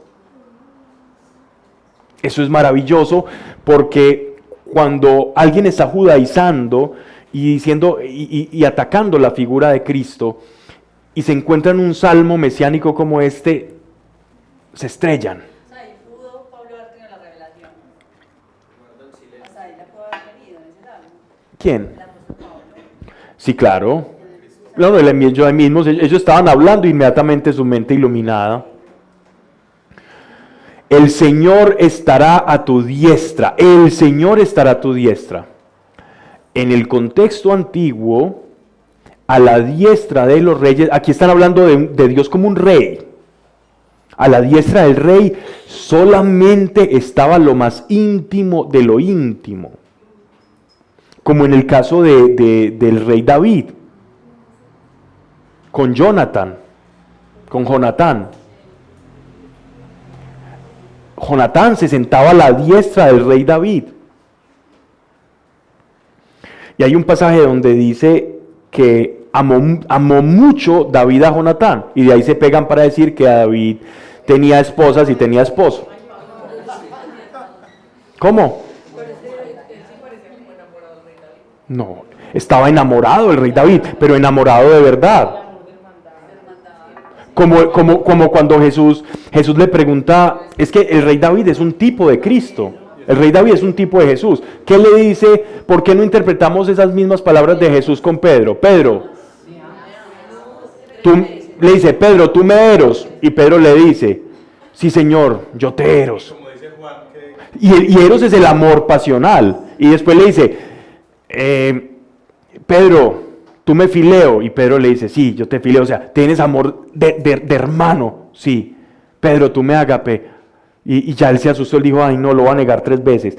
Porque esas 3 validaciones del amor griego que le hace nuestro Señor a Pedro, es la validación para que él se quitara la culpa de su negación 3 veces.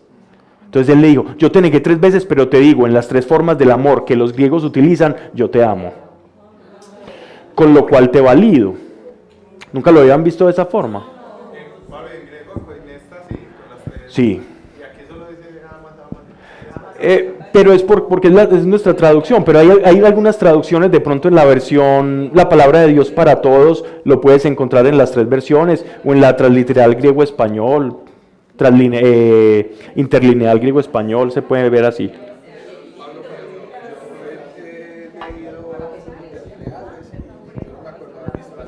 ¿No lo has visto? La ágape y la fileo, pero la eros no la vi. Están las 3 formas, búscala y veréis.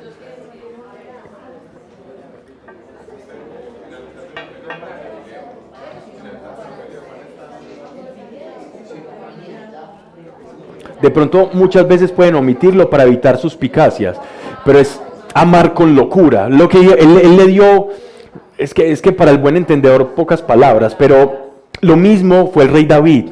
El rey David amó a Jonatán. ¿Por qué no puede decir eso? ¿Lo amó? Pero yo veía, era el amor de Jonathan. También. Y era Claro. Era su Señor, era el ungido de Dios y lo amó, y Dios le puso ese amor por él, porque fue su mano derecha. Miren cómo, ¿saben cómo les llamaba, cómo decían, cómo leemos en Hechos de los Apóstoles? Ya se nos está haciendo tarde. Dice, y miren cómo se aman. Y miren cómo se aman. Ya no se llaman por el nombre, sino que se llaman por mi hermano. Los primeros creyentes. Y ellos decían, te amo, y eran hombres, te amo, porque lo amo, porque es el amor. El amor no tiene, el amor es amor. O el discípulo amado. Es que estamos.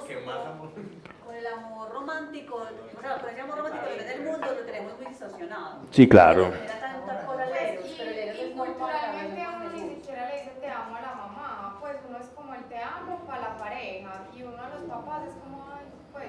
Claro. Y finalmente Cristo es nuestro esposo. Hay que Nosotros sacarle, Claro. hay que sacarle el contexto sexual.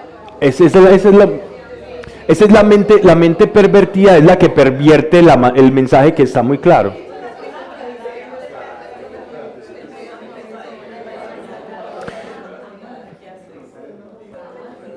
No, lo han hecho, pero lastimosamente he visto documentales y he visto libros donde se habla de eso para tergiversar, para decir algo que no es. Bueno, voy a dejarlo acá porque yo iba, ¿cuántos salmos dije que iba a tocar?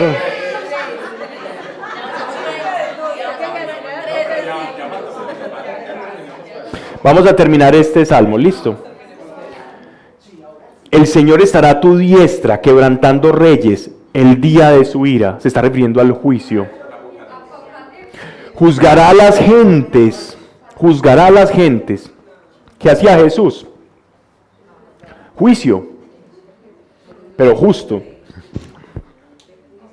Llenando la región de cadáveres, aplastará la cabeza sobre la vasta tierra. En el camino beberá del torrente y por eso erguirá la cabeza. Esta expresión beberá del torrente hace referencia a cierto pasaje de la Escritura en la que hubo una batalla, ¿no?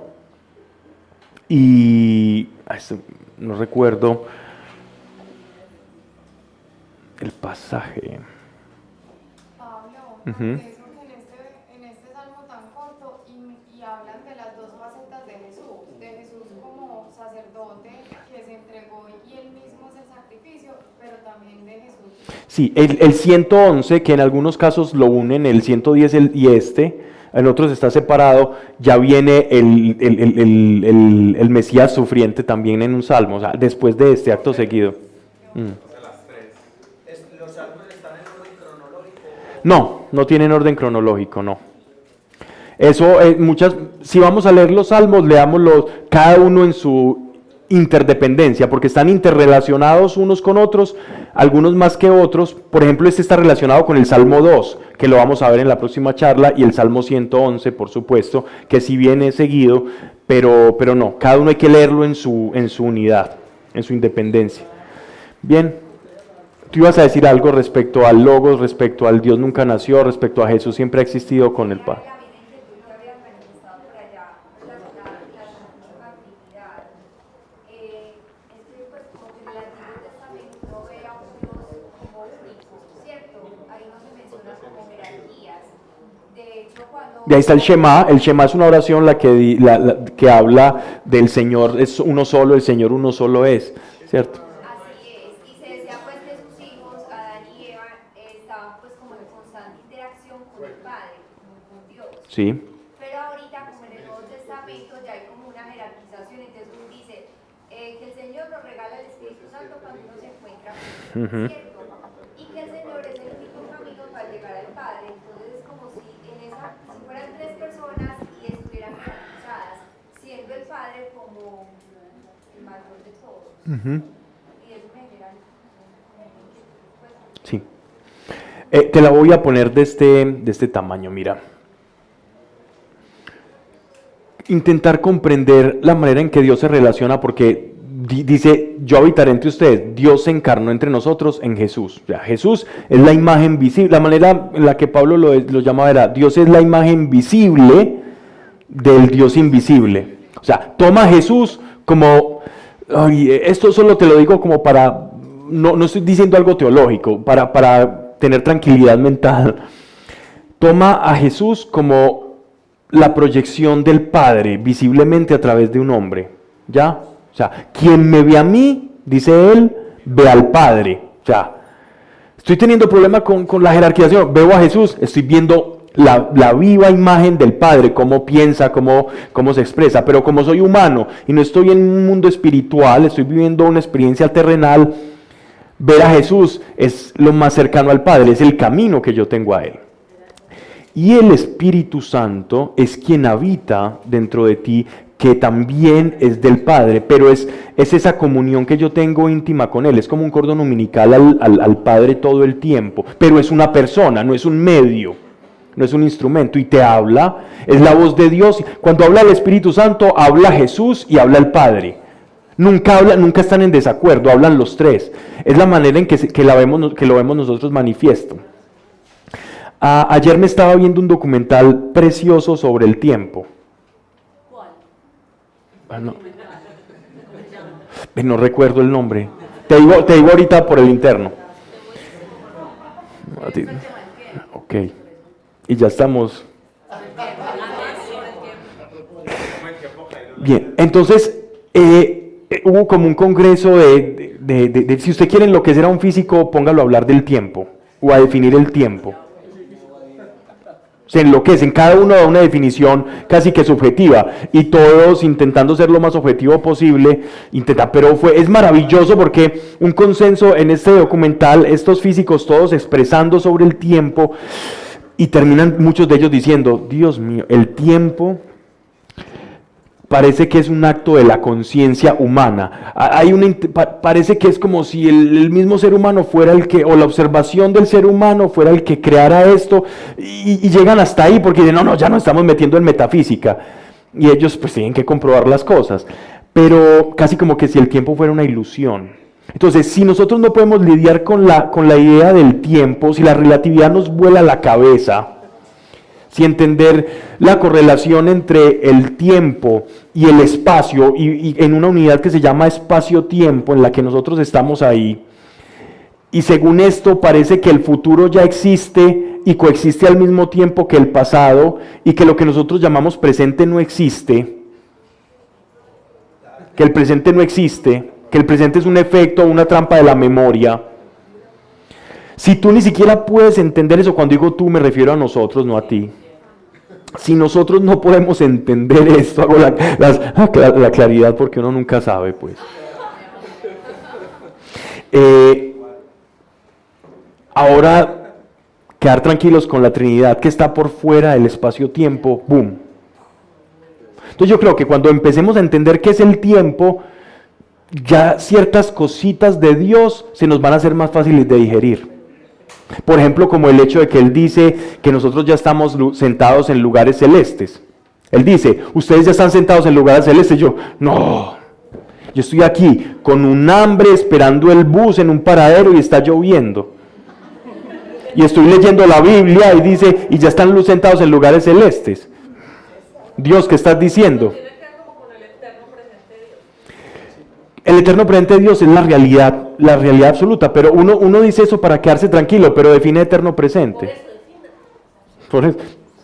Ahí está, ahí tenemos a los físicos que lo intenten, y de hecho lo están haciendo muy bien. Están llegando a darse cuenta que todos los paradigmas que creemos haber conocido, en Newton llegó Einstein y el pobre Newton quedó como cosa del pasado. Útil, prácticamente útil para cosas grandes, pero que después llega Einstein y dice, hombre, esto no es como tan fácil.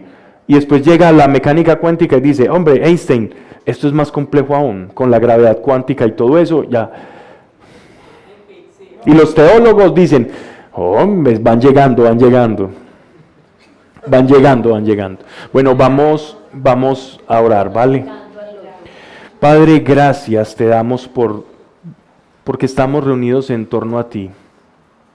Estamos reunidos en torno a ti y tú eres el invitado especial acá. Dios, por hoy, Señor, en el nombre de Jesús, que no nos vamos de este recinto como llegamos, que no nos vamos de acá como llegamos, que algo nuevo, o algo que ya estaba y estaba enterrado, salga hoy de nosotros, Señor. Que algo nuevo nos llevemos hoy, para que verdaderamente tu palabra sea alimento y comprendamos que no solo de pan vive el hombre, por experiencia, no porque suena bonito, no como un aforismo oriental, no como un refrán de nuestro Señor, no como algo que suena apetitoso o poético, sino como una realidad espiritual. Y podamos decir, yo no solo vivo de pan, sino que la palabra de Dios me alimenta, me nutre, me hace crecer.